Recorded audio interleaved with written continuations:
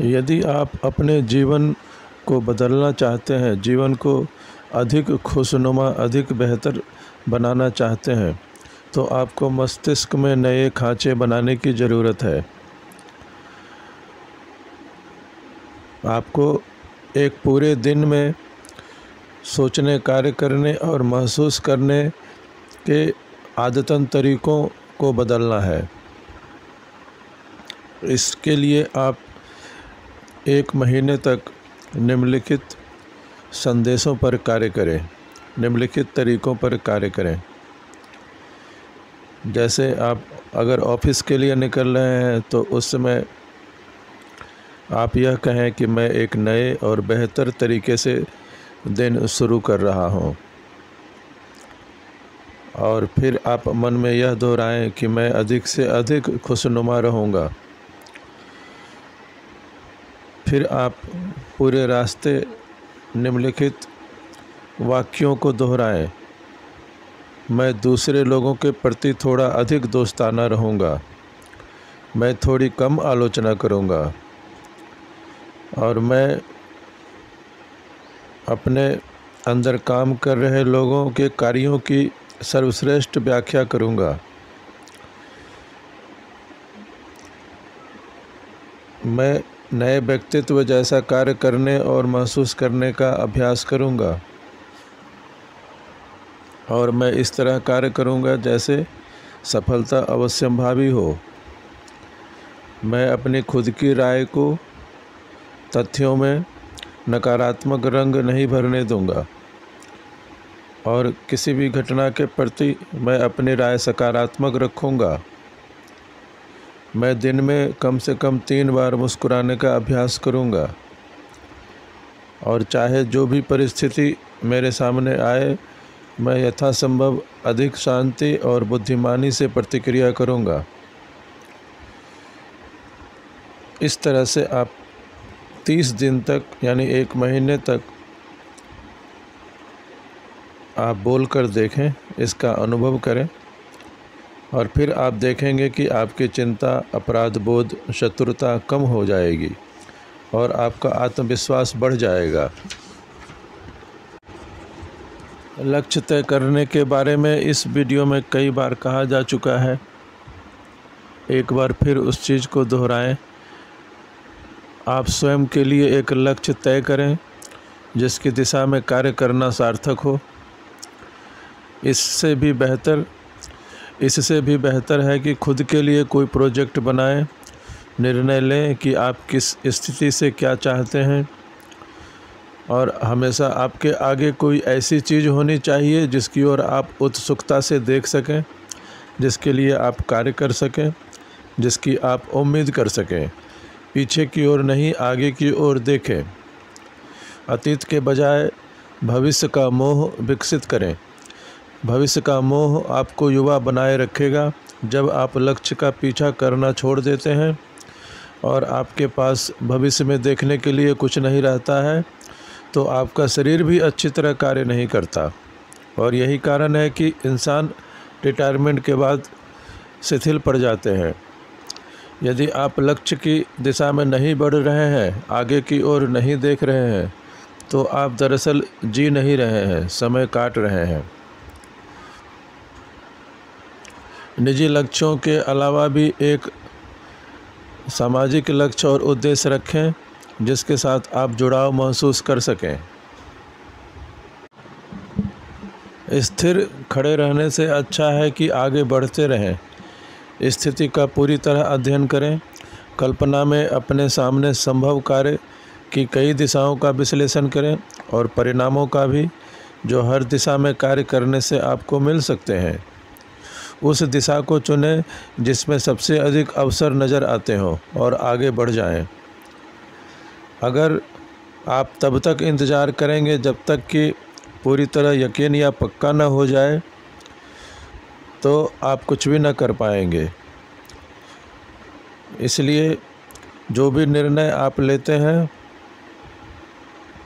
वह ले लें और फिर आगे बढ़ें। कई बार हम निर्णय गलत ले लेते हैं, परंतु इस वजह से हम हमें अपने मनचाहे लक्ष्य का पीछा करने में हतोत्साहित नहीं होना चाहिए। आप निर्णय का सुधार कर सकते हैं। यदि आपने गलत निर्णय लिया है या गलतियां की है तो आप आगे उस गलती को सही कर सकते हैं। गलत दिशा में एक कदम उठाना भी जिंदगी भर एक ही जगह खड़े रहने से बेहतर है। एक बार जब आगे बढ़ जाते हैं तो आप चलते चलते अपनी गलत दिशा को ठीक कर सकते हैं। अपने अंदर परोपकार की भावना को विकसित करें। सफल व्यक्तियों में दूसरे लोगों के प्रति रुचि और सम्मान होता है। उनमें दूसरों की समस्याओं और आवश्यकताओं के प्रति भी सम्मान होता है। सफल लोग मानव व्यक्तित्व की गरिमा का सम्मान करते हैं। वे पहचानते हैं कि हर व्यक्ति ईश्वर की संतान है और उसके पास एक अनूठा व्यक्तित्व है जो गरिमा और सम्मान का हकदार है। आप लक्ष्यों का पीछा करते समय छोटी छोटी जीतों का भी जश्न मनाएं। अपनी शक्तियों को पहचानें और बढ़ाएं तथा समय समय पर खुद को याद दिलाते रहें कि आपने गलतियों को सुधार लिया है। अतीत में आपने जो भी सफलताएं हासिल की हैं उनको जानबूझकर याद करें और उनकी तस्वीर बनाएं। हर व्यक्ति किसी न किसी चीज़ में कभी न कभी सफल ज़रूर होता है। तो आप जब कोई भी नया लक्ष्य चुनते हैं तो आप उन पिछली भावनाओं को याद करें जब आप सफल हुए थे और जिसका अनुभव आपने अतीत की किसी सफलता के समय किया था, चाहे वह कितनी भी छोटी सफलता क्यों न हो। अपने आप को वास्तविक स्वरूप में हमेशा रखें, क्योंकि वास्तविक स्वरूप में जितनी संभावनाएं होती हैं उन्हें कोई भी व्यक्ति अपने जीवन काल में कभी पूरी तरह व्यक्त करने में सफल नहीं होता। हमारे वर्तमान स्वरूप में कभी भी हम वास्तविक स्वरूप की सारी संभावनाओं और शक्तियों को व्यक्त नहीं कर पाते। हम ज़्यादा सीख सकते हैं, बेहतर प्रदर्शन कर सकते हैं, बेहतर व्यवहार कर सकते हैं और हमेशा एक संपूर्णता की ओर कदम बढ़ा सकते हैं और जीवन भर यह किसी आदर्श लक्ष्य की ओर हमेशा बढ़ता रहता है। वास्तविक स्वरूप कोई स्थिर नहीं बल्कि प्रगतिशील चीज़ है और हमेशा विकास की अवस्था में रहता है। इसलिए आप जैसे हैं आप खुद को उसी रूप में स्वीकार करें और वहीं से शुरुआत करें। भावनात्मक रूप से खुद में अपूर्णताओं को सहन करना सीखें। अपनी कमियों को बौद्धिक रूप से पहचानना तो आवश्यक है, लेकिन उसकी वजह से खुद से नफरत करना घातक है। अपने स्वरूप और अपने व्यवहार में फ़र्क करें। आपने कोई गलती कर दी है या दिशा से भटक गए हैं, इसका मतलब यह नहीं है कि आप बर्बाद हो गए या आप बेकार हैं। जिस तरह से गलती करने पर कंप्यूटर बेकार नहीं होता या कोई गलत सुर निकालने पर वायलिन बेकार नहीं हो जाता, उसी प्रकार आप गलतियां करने से बेकार साबित नहीं हो जाते। आप आदर्श नहीं हैं, इस वजह से खुद से नफरत न करें। बहुत सारे लोग आपकी तरह ही अपूर्ण हैं, इसलिए अपने को खुद वास्तविक स्वरूप में स्वीकारें और दिनों दिन प्रगति की दिशा में कदम बढ़ाते चलें। इस दुनिया में अधिकांश लोग आसानी से स्वीकार कर लेते हैं कि उनकी समस्या इतनी विराट है कि वे असहाय हैं और वे शर्म और अपराध बोध महसूस करते हैं। वे कमज़ोर होने के लिए खुद को दोष देते हैं। अधिकांश व्यक्ति अपनी स्थिति के लिए दूसरों को, ईश्वर को या किस्मत को दोष देते हैं। आपको इस महाजाल से बाहर निकलना है। आप सामने आई विपत्तियों या अपने जीवन में आए समस्याओं के लिए दूसरों को दोष नहीं दें और खुद को भी दोष नहीं दें, क्योंकि जिन समस्याओं का आप सामना करते हैं वे आकार और अवधि में सीमित हैं और उनसे निपटा जा सकता है और उन पर विजय पाया जा सकता है। और यह सब परिस्थितियों पर नियंत्रण करना ही आपके व्यक्तित्व का पहला लक्ष्य होना चाहिए। विपरीत परिस्थितियों पर अगर आपने नियंत्रण प्राप्त कर लिया तो फिर आगे सफलता आपके कदम चूमेगी। ध्यान रखें, जो व्यक्ति खुद पर शंका करता है वह उस व्यक्ति की तरह है जो अपने दुश्मनों की जमात में शामिल हो जाता है और खुद के खिलाफ हथियार उठा लेता है। कोई भी व्यक्ति हर समय सही नहीं होता। यह मान लें कि यह आवश्यक नहीं है कि कोई व्यक्ति हर समय 100% सही हो। यह तो चीज़ों की प्रकृति है, यह तो चीज़ों की प्रकृति में है कि हम कार्य करके, गलतियां करके, सुधार करके प्रगति करते हैं। यदि आप स्थिर खड़े हो तो आप अपनी दिशा नहीं सुधार सकते, आप कुछ नहीं बदल सकते, कुछ नहीं सुधार सकते। और जब आप चलना शुरू कर दें तो रास्ते में आप अपनी दिशा सुधार सकते हैं।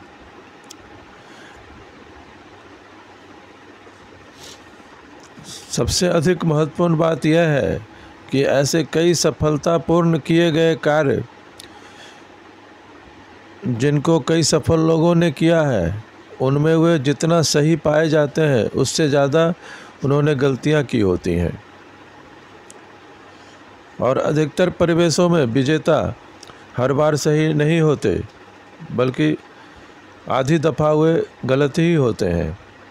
मैं एक बहुत बड़े उद्योगपति से एक बार मिला। उसने कुछ ही वर्षों में बाज़ार में 18 बहुत सफल नए उत्पाद उतारे और 40 साल की उम्र तक अपनी कंपनी को करोड़ों रुपए के अधिक के कारोबार तक पहुंचा दिया। लेकिन उसने कहा कि बहुत कम लोग इस बात को जानते हैं कि मैंने 100 अन्य उत्पाद भी उतारे थे और कुल मैंने 118 उत्पाद उतारे थे, जिसमें 100 उत्पाद तो बिल्कुल असफल हो गए और बुरी तरह असफल हो गए और सिर्फ 18 उत्पाद ही सफलता के पायदान पर आगे बढ़ सके। तो इस तरह हम देखते हैं कि हर व्यक्ति कुछ ही चीज़ों में सफल हो पाता है, लेकिन वह प्रयास करता रहे तब। यह गौरतलब है कि आप गलत होने के लिए भी तैयार रहें और हो सकता है कि आप पहले प्रयास में आप भटकते हुए साबित होंगे, फिर भी आप कुंठा का शिकार न हो और आक्रामक रूप से अपने लक्ष्य की प्राप्ति की ओर बढ़ते रहें। आप अकेलेपन में न सिमटें, क्योंकि आपको सफलता तभी मिलेगी जब आप जल्दी से दोबारा ध्यान केंद्रित करें और अपने अंतिम उद्देश्य की ओर बढ़ते रहें। थॉमस एडिसन की पत्नी ने एक बार कहा था कि एडिसन किसी समस्या पर उन्मूलन की विधि का इस्तेमाल करते हुए अंतहीन तरीके से कार्य करते थे। कोई व्यक्ति अगर उनसे पूछता कि क्या वे निराश हो गए हैं क्योंकि उनके इतने सारे प्रयास असफल हुए, तो वे कहते थे नहीं, हर गलत प्रयास आगे की ओर बढ़ने वाला एक और कदम है। तो हमें सफलता असफलता के इस खेल में अल्पकालीन अनिश्चितताओं को गले लगाना सीखना होगा और चुने हुए लक्ष्यों से जुड़े रहना होगा और विश्वास करना होगा कि हम अपने बड़े उद्देश्यों को हासिल कर लेंगे। भले ही हम ऐसा सीधी लकीर में न कर पाएँ, लेकिन कभी इधर कभी उधर चलते हुए हम लक्ष्य तक पहुंच सकते हैं। इस दुनिया में बहुत सारे लोग अपने अंदर द्वेष पाले रहते हैं, नफ़रत पाले रहते हैं। याद रखें, आपका नफ़रत या आपका द्वेष दूसरे व्यक्तियों, घटनाओं या परिस्थितियों के कारण उत्पन्न नहीं हुआ। यह तो आपकी भावनात्मक प्रतिक्रिया और आपके नज़रिए की वजह से उत्पन्न हुआ है।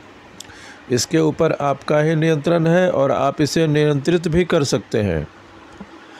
आप खुद को दृढ़ता से विश्वास दिला दें कि द्वेष और नफ़रत खुशी और सफलता पाने के रास्ते नहीं हैं। यह तो दुख पाने के तरीके हैं और असफलता पाने के तरीके हैं। और जब तक आप द्वेष पाले रहते हैं, यह असंभव है कि आप एक आत्मनिर्भर, स्वतंत्र और आत्मनिर्णायक व्यक्ति बन सकें। द्वेषपूर्ण व्यक्ति अपने जीवन की बागडोर दूसरे लोगों के हाथों में थमा देता है।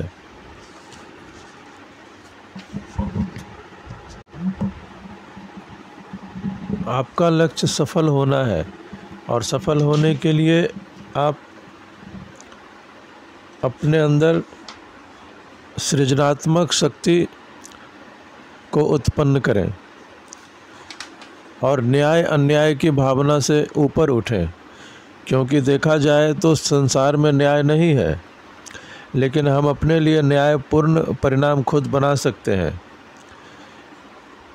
यह एक सच्चाई है कि एक व्यक्ति जन्म होते ही किसी गरीब इलाके में कठोर जीवन शुरू करता है और दूसरा व्यक्ति उसी शहर के दूसरे इलाके में एक सुरक्षित जीवन शुरू करता है। एक जर्जर स्कूल में पढ़ने जाएगा, दूसरा आधुनिक स्कूल में पढ़ने जाएगा।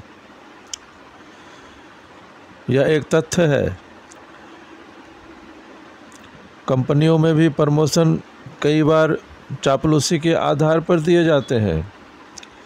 इस बात से कोई इनकार नहीं है कि अन्याय सब जगह देखने को मिलता है, लेकिन आप अगर इसको तथ्य बना लें कि जब तक आपके साथ न्यायपूर्ण व्यवहार नहीं होगा तब तक आप अपना जीवन सुखी नहीं बना सकते, तो फिर आपको निराश होना पड़ेगा, क्योंकि इस पृथ्वी पर ज़्यादातर जगह और ज़्यादातर समय अन्याय ही होता है। आपको यह चुनाव करना होगा कि मैं अपना दिन कुंठित, नाराज, कटु और द्वेषपूर्ण होकर गुजारूं या फिर दिशा सुधार कर लूं और एक आनंददायक दिन गुजारूं और अपने लक्ष्यों के प्रति समर्पित रहूं।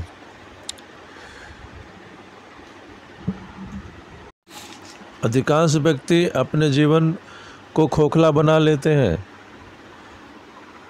खोखलापन इस बात का लक्षण है कि आप सृजनात्मक तरीके से नहीं जी रहे, या तो आपके पास कोई लक्ष्य नहीं है जो आपके लिए महत्वपूर्ण हो, या आप अपने गुणों का उपयोग नहीं कर रहे। और जिस व्यक्ति का अपना कोई उद्देश्य नहीं होता वह निराशावादी बन जाता है और फिर कहता है कि जीवन का कोई उद्देश्य नहीं है, जीवन सार्थक नहीं है, और वह शिकायत करता है कि करने के लिए कुछ नहीं है। और जिन लोगों के भीतर आनंद लेने की क्षमता जीवित होती है, वे जीवन में कई साधारण और सरल चीज़ों में भी आनंद खोज लेते हैं और उन्होंने भौतिक दृष्टि से जो सफलता हासिल की उसका भी आनंद लेते हैं।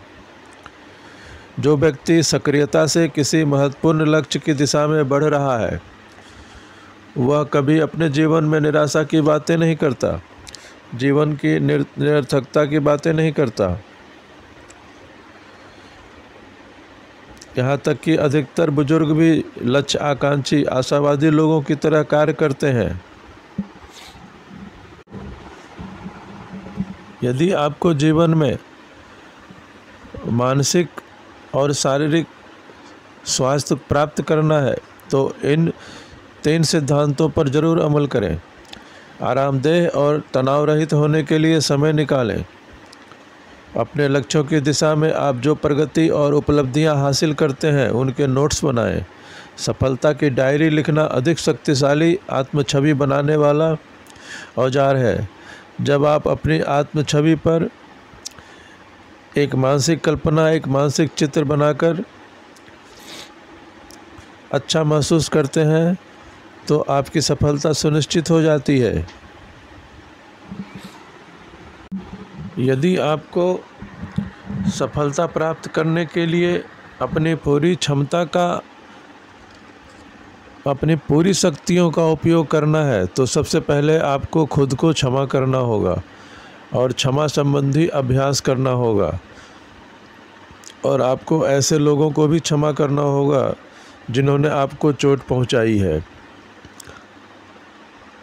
क्षमा संबंधी अभ्यास सबसे चुनौतीपूर्ण और पुरस्कारदायक अभ्यास है। 1 या 2 व्यक्तियों को चुनें जिनके प्रति अतीत के अनादरों की वजह से आपने लंबे समय से द्वेष पाल रखा है। अपने दिल में उन्हें सचमुच और पूरी तरह क्षमा करने का तरीका खोजें, कुछ भी बचाकर न रखें, और अंततः आप अपने कार्यों से भी उनके प्रति ऐसा करें। और इसके साथ ही अतीत की किसी भूल या स्थिति को पहचानें जिसमें आप अपने खिलाफ कोई शिकायत पाले हो, और खुद को भी क्षमा कर दें, तथा आखिरकार हमेशा हमेशा के लिए इसे अपने विचारों से दूर कर दें। हो सकता है इसके लिए आपको काफ़ी मेहनत करनी पड़े, लेकिन 21 दिनों तक लगातार आप अगर क्षमा संबंधी अभ्यास को करेंगे तो आपको मानसिक रूप से बहुत ही ऊर्जा मिलेगी और आप कई नए कार्य करने में सक्षम हो जाएंगे।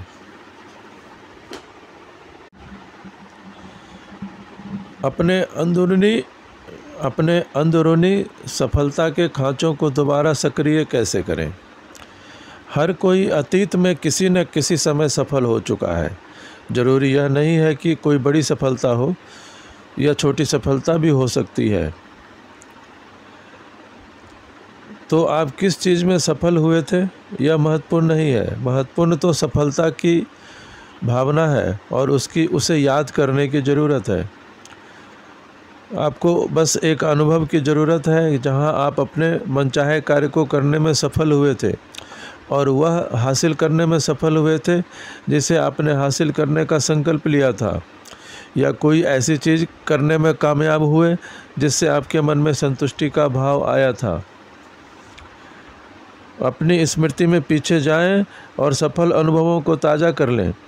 अपनी कल्पना में उस पूरी तस्वीर को जितनी स्पष्टता से जागृत कर सकते हो कर लें, और अपने मन की आँख से न सिर्फ मुख्य घटना को देखें बल्कि उन सारी छोटी छोटी चीज़ों को भी देखें जो सफलता के साथ आई थी। वहाँ कौन सी आवाज़ें थी, परिवेश कैसा था, उस वक्त आसपास क्या हो रहा था, कौन सी वस्तुएं मौजूद थी, साल का कौन सा समय था। आप पर्याप्त विस्तार से याद कर सकते हैं कि अतीत में किसी समय सफल होने पर क्या हुआ था, तो आपको वही भावना मिल जाएगी जो उस वक्त महसूस हुई थी। और फिर उस वक्त की अपनी भावनाओं को अच्छी तरह याद करने की कोशिश करें, तो वे वर्तमान में दोबारा सक्रिय हो जाएंगी और आप अपने भीतर नया आत्मविश्वास महसूस करेंगे, क्योंकि आत्मविश्वास पिछली सफलता की यादों पर बनता है। और मन ही मन पूर्ण और अवश्यम भावी सफलता के विचार के साथ खेलना शुरू करें। अपने दिमाग पर दबाव न डालें। मनचाहा परिणाम लाने के लिए किसी इच्छा शक्ति का इस्तेमाल न करें। आप अपनी अंदरूनी सफलता के खांचों को दोबारा सक्रिय करें। इस तरह से आप नई सफलता प्राप्त करने में सक्षम हो जाएंगे। आप अपने मानसिक प्रशिक्षण अभ्यास में इस तरह से बोलें कि मैं इस तरह का व्यक्ति हूँ जो प्रभावी ढंग से अगले दिन की योजना बनाता है, लक्ष्य तय करता है और उन्हें हासिल करता है, सावधानी से सुनता है और फिर आत्मविश्वास कायम रखता है और समस्याओं को सुलझाने और विचार सुझाने में पहल करता है। मैं ऐसा व्यक्ति हूँ जो दबाव में भी शांत रहता है। इस प्रकार आप मस्तिष्क में नए खांचे बना सकते हैं। आप वर्तमान में जो जीवन जी रहे हैं उससे अधिक जीवन जीने की आवश्यकता निर्मित करें। सृजनात्मकता निश्चित रूप से जीवन शक्ति का लक्षण है और सृजनात्मकता का सार किसी लक्ष्य की ओर उत्साह से देखना है। जो लोग क्रिएटिव होते हैं उन्हें अधिक जीवन शक्ति मिलती है और क्रिएटिव वर्क करने वाले वैज्ञानिक, आविष्कारक, पेंटर, लेखक, दार्शनिक न सिर्फ लंबा जीते हैं बल्कि लंबे समय तक उत्पादक बने रहते हैं। माइकल एंजेलो ने 80 की उम्र पार करने के बाद अपनी कुछ सर्वश्रेष्ठ पेंटिंग बनाई और गेटे ने 80 पार करने के बाद फास्ट लिखा। एडिसन 90 की उम्र में भी आविष्कार कर रहे थे और पिकासो 75 के पार होने के बाद भी कला संसार पर राज कर रहे थे। बर्नार्ड शॉ 90 की उम्र में भी नाटक लिख रहे थे। इसलिए यदि आप उत्पादक और जीवंत बने रहना चाहते हैं तो भविष्य के प्रति मोह विकसित करें, जीवन के प्रति उत्साह विकसित करें और अधिक जीवन की आवश्यकता उत्पन्न करें। और ऐसा करने पर आपको अधिक जीवन मिल जाएगा। नौकरी से रिटायर हो जाएं, जीवन से कभी रिटायर ना हो। नवीनतम शोध से पता चला है कि इंसान मानसिक रूप से अपने शिखर पर 35 साल की उम्र में पहुंचता है और 70 साल की उम्र तक उसी स्तर को कायम रखता है। और सीखने की योग्यता 70 की उम्र में भी उतनी ही अच्छी होती है जितनी कि 17 की उम्र में। इसलिए अपने जीवन को सफल और सार्थक बनाने के लिए सृजनात्मक बने रहें। धन्यवाद।